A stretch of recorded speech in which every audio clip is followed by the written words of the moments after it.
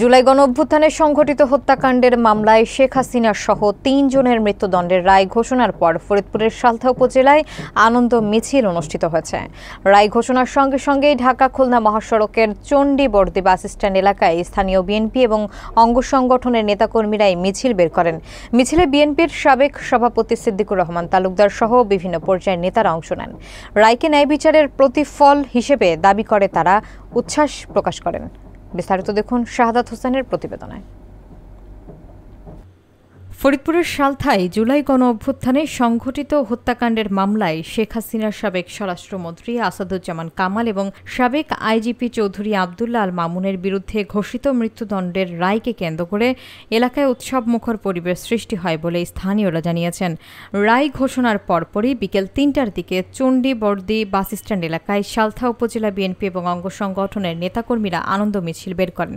তারা জানায় এই রায়কে তারা দীর্ঘদিনের দাবি পূরণ হিসেবে দেখছেন এবং এটিকে গণঅভ্যুত্থানে নিহতদের প্রতি ন্যায় বিচারের অগ্রগতি হিসেবে মনে করছেন।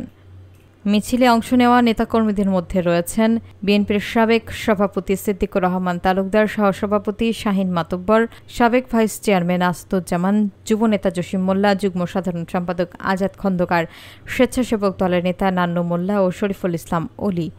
এছাড়া মিছিলে অংশগ্রহণকারীরা মনে করেন এই রায়ের মাধ্যমে অতীতের সহিংসতার দায় নিরূপণে গুরুত্বপূর্ণ অগ্রগতি হলো এবং এতে জনগণের আস্থা আরও দৃঢ় হবে বলে তারা মন্তব্য করেন।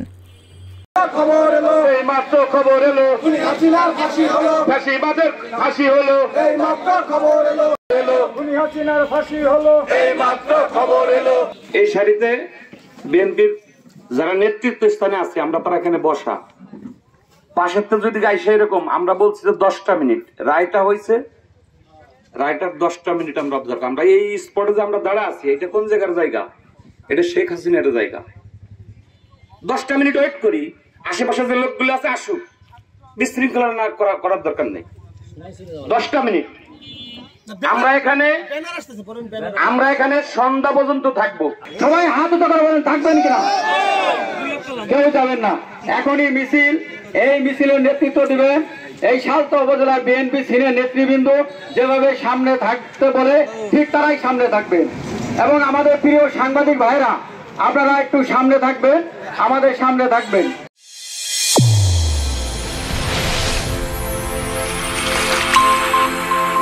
চ্যানেল A1 হৃদয়ের স্পন্দন।